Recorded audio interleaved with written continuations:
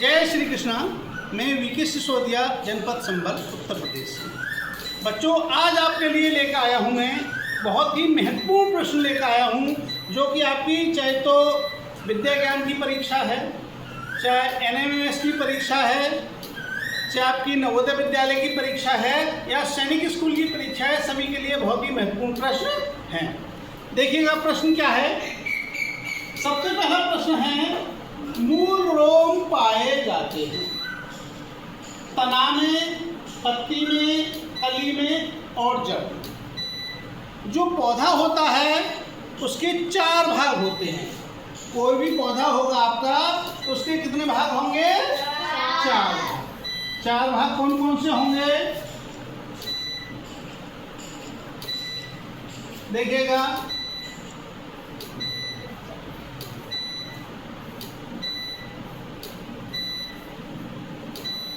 ये तना हो गया और ये हो गई इस पे पत्ती।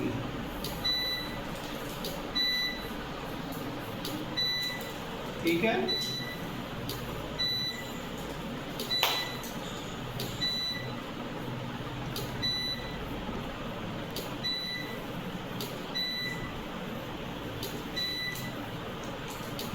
ये हो गया यहाँ पे फूल। ठीक है, तो ये तो होगी क्या हमारी जड़, और ये हो गए तना, और ये हो गई हमारी पत्ती, और ये हो गया हमारा पुष्प। पुष्प या फूल हो गया। ठीक है, तो हमें ये देखना है कि मूल रोम कहाँ पाए जाते हैं। तो पहले हो गया हमारा तना। तना का काम क्या होता है? पौधे को सीधा रखता है। पौधे का सीधा रखता है, ये काम किसका है? तने का। और जो भी भोजन यहाँ से प्राप्त करता है जड़ों से, उसको सभी भागों तक पहुँचाने का कार्य किसका होता है? तने का होता है।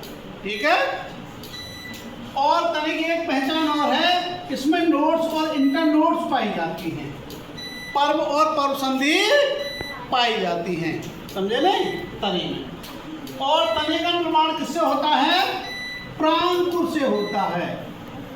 किससे होता है? जो भ्रूण से डेवलपमेंट होता है, तो प्रांकुर से तने का विकास होता है, और एक होता है मूलांकुर। मूलांकुर से किसका विकास होता है? जड़ का विकास होता है। बच्चे दिखाओ, समझे नहीं? मूलांकुर से किसका विकास होता है? जड़ का विकास होता है, और प्रांकुर से तने का विकास होता है। ठीक, दूसरा पत्ती है। तो पत्ती में देखिएगा, जो हमारी पत्ती है, ये पत्ती कई प्रकार की होती है। एक सरल पत्ती होती है, एक तो सरल पत्ती होगी बिल्कुल एकदम, ठीक है, और एक पत्ती हो गई तुम्हारी इस प्रकार से होती है ना। देखिए तुमने अभी उसकी अंडोगा की पत्ती देखी है, भिंडी की पत्ती देखी है, वो कैसी कटी हुई होती है। नीम की पत्ती देखी है, अलग अलग होती है। और एक गेहूं की पत्ती देखी है। ठीक है, इस प्रकार से ये पत्ती हो गई। पत्ती में जो भाग उससे तने से लगा होता है, ये वाला भाग, इसको कहते हैं हम पर्णाधार। और जो पर्णाधार से पर्ण फलक के बीच की होती है, इसको कहते हैं पर्णवृंत। क्या कहते हैं इसको? पर्णवृंत। और ये जो फलक होता है, बड़ी ऐसी पत्ती होती है, इसको कहते हैं पर्णफलक। क्या कहते हैं? पर्णफलक। और जो इसमें ये सिराएं होती हैं, ये बीच में फैली हुई है, इनको क्या कहते हैं? मध्य शिरा। मध्य शिरा, इस प्रकार से। ठीक है, पत्ती का क्या कार्य रहता है? पत्ती को पौधे का रसोई घर भी कहते हैं, क्योंकि पत्ती का हरा रंग किसके कारण होता है? क्लोरोफिल, पर्णहट के कारण होता है। और उससे प्रकाश संश्लेषण की क्रिया द्वारा वो क्या बनाता है? भोजन बनाता है। ठीक है, कार्बन डाइऑक्साइड और जल की सहायता से क्या बनाता है? कार्बोहाइड्रेट बनाता है, जो पौधे के काम आता है।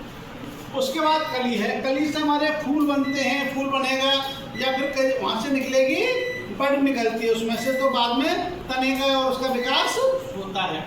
इसके बाद जड़ है। जड़ में देखिएगा, जड़ का विकास किससे होता है? मूलांकुर से होता है।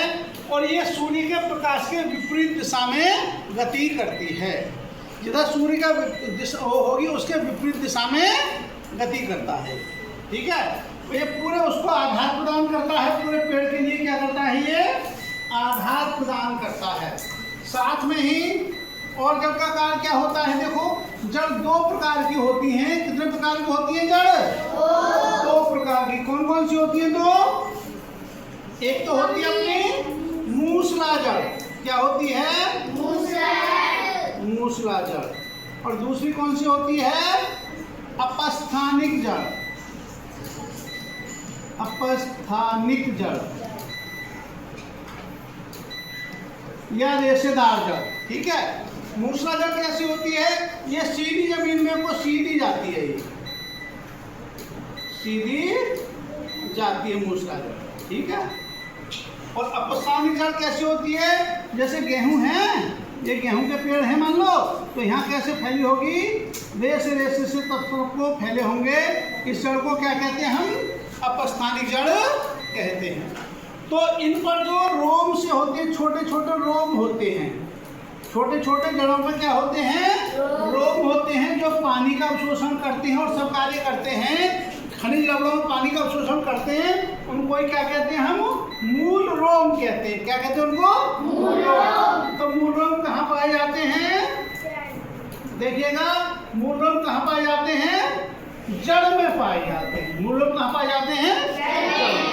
अगला क्वेश्चन देखिएगा। अगला है फलों का विकास होता है। फलों का विकास किससे होता है? अभी मैंने बताया था, प्रांकुर से किसका विकास होता है? तने का। प्रांकुर से किसका विकास होता है? तने का। और मूलांकुर से किसका विकास होता है? जड़ का विकास